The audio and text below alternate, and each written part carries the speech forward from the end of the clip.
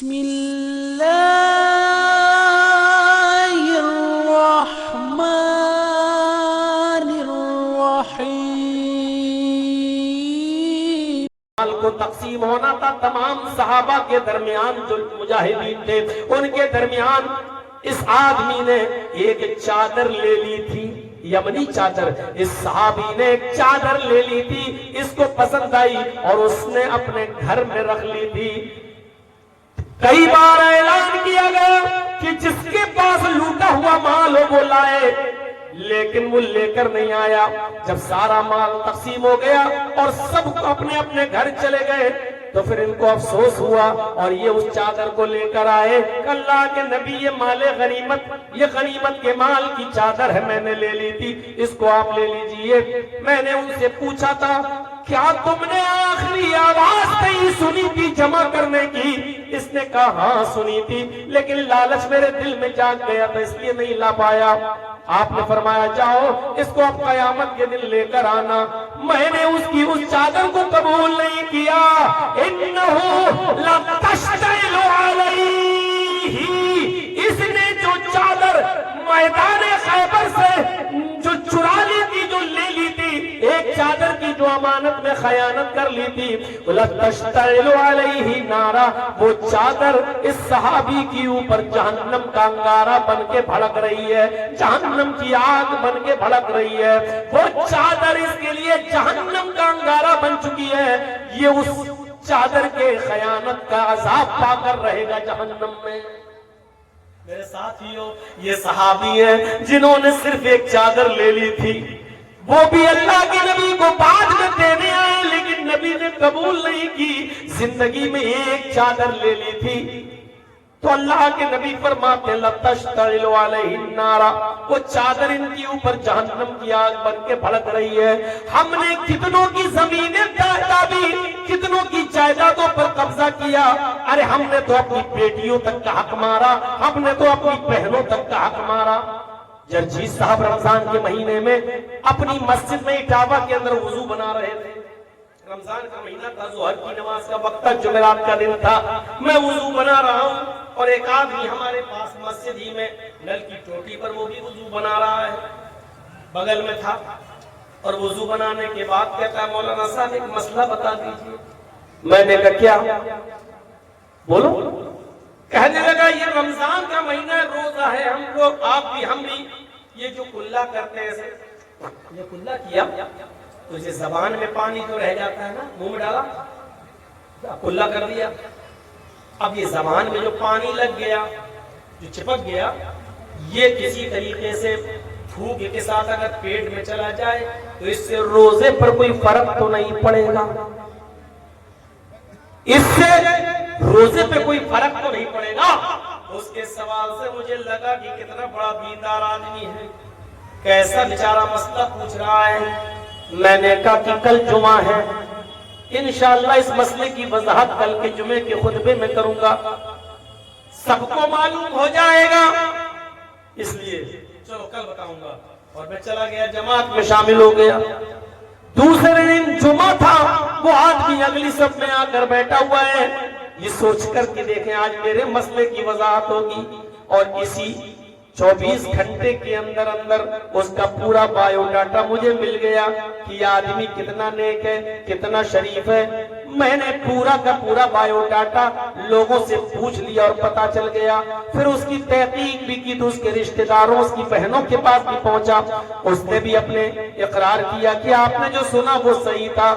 میں نے جمعے کی خطبے میں ہی فرمایا کہ لوگ ایسے اس کا نام نہیں لیا، میں نے کہا لوگ ایسے مسئلے پوچھتے جس سے ان کی دینداری بڑی چھلکتی ہے، اور لگتا ہے کہ کتنے دیندار ہیں۔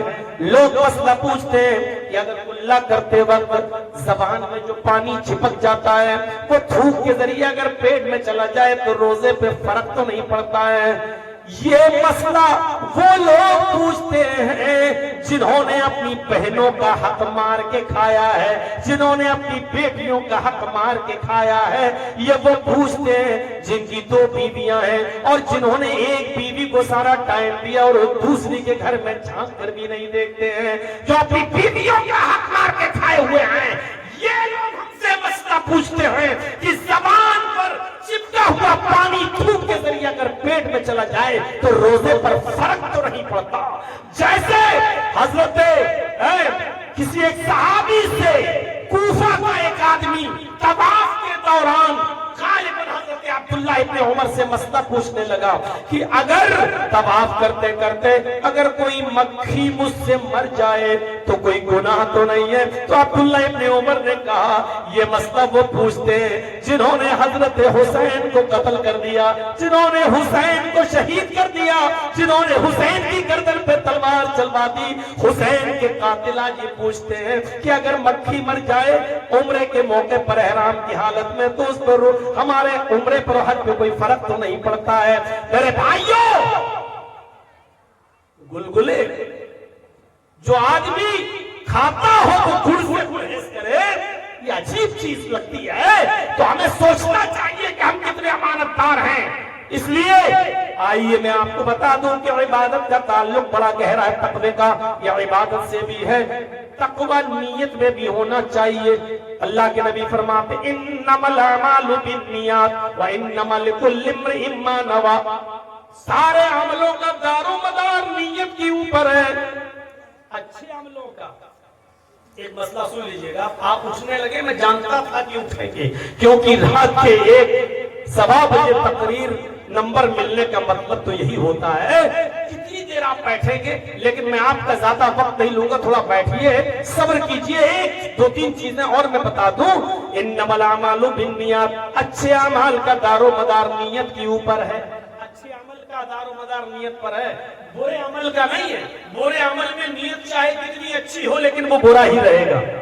اچھے عمل میں نیت اچھی ہے تو قابل قبول، اور اچھے عمل میں نیت بری ہے تو پھر ریجیکٹ. مثلا ہم نماز پڑھ رہے ہیں اللہ کے لیے تو قبول، اور نماز اس لیے پڑھ رہے ہیں سنیچر کو نہیں گئے، اتوار کو نہیں گئے، سوموار کو نہیں، منگل کو نہیں، بدھ کو نہیں، جمعرات کو نہیں، پورے ہفتے پڑھے اور جمعے کے دن سب سے پہلے پہنچ گئے. اور دل میں یہ ہے کہ یار جمعہ بھی نہیں پڑھیں گے تو گاؤں والے کہیں گے کتنا کمینہ آدمی ہے، جمعے تک کی نماز نہیں پڑھتا. دیکھیے جمعے کی نماز پڑھنے تو ہم گئے لیکن نیت کیا ہے؟ اگر جمعے کی نماز نہیں پڑھیں گے تو گاؤں والے کہیں گے بڑا کمینہ، جمعہ تک نصیب نہیں ہوتا اس کو، جمعہ تک نہیں پڑھتا. تو یہ کام تو اچھا ہے جمعہ پڑھنا، لیکن نیت بری ہے. ہم اللہ کے لیے پڑھنے نہیں آئے، اس لیے جمعہ بھی بیکار، جمعہ بھی ریجیکٹ. اچھے کام میں نیت اچھی ہونی چاہیے، اور برے کام میں نیت چاہے کتنی اچھی ہو. جرجی صاحب کے پڑوس میں بہت غریب لڑکی رہتی ہے، اس کی شادی ہونا جوان ہے. جرجی صاحب کے پاس بھی پیسہ نہیں کہ اس کی مدد کرے. 10 قدم پر ایک سنہار کی دکان ہے. جرجی صاحب سوچتے ہیں کہ آج رات میں 2 بجے اس کا تالا توڑیں گے اور سنہار کی دکان سے سونا چرا کے لائیں گے. اس سونے کو ہم اپنے اوپر استعمال نہیں کریں گے، اس غریب لڑکی کی شادی میں خرچ کر دیں گے، ہم 1 روپیہ بھی نہیں لیں گے. دیکھیے نیت کتنی اچھی ہے. ہم کو غریب لڑکی کی شادی کرانا ہے، نیت تو اچھی ہے لیکن اس غریب لڑکی کی شادی کرنے کے لیے، کرانے کے لیے کام ہم برا کر رہے ہیں. کسی سنہار کی دکان میں چوری کرنے جا رہے ہیں. لہٰذا اچھی نیت کی وجہ سے یہ غلط کام جائز نہیں ہو جائے گا. چاہے بھلے ہی ہم 1 روپیہ نہ استعمال کریں، غریب ہی کی شادی کرائیں اس لڑکی کی، لیکن کام غلط ہے. غلط کام میں نیت چاہے کتنی اچھی ہو وہ غلط ہی رہے گا، وہ اچھا نہیں ہوگا. اس لیے فرمایا انما الاعمال بالنیات، نیتوں کا دار و مدار، اچھے عملوں کا دار و مدار نیت پر ہے. نیت اچھی کیجئے. نماز میں بھی تقوی دیکھا جاتا ہے. اللہ کے نبی فرماتے ہیں من صلی یرائی فقد اشرک، جس نے دوسروں کو دکھانے کے لیے نماز پڑھی اس نے شرک کیا.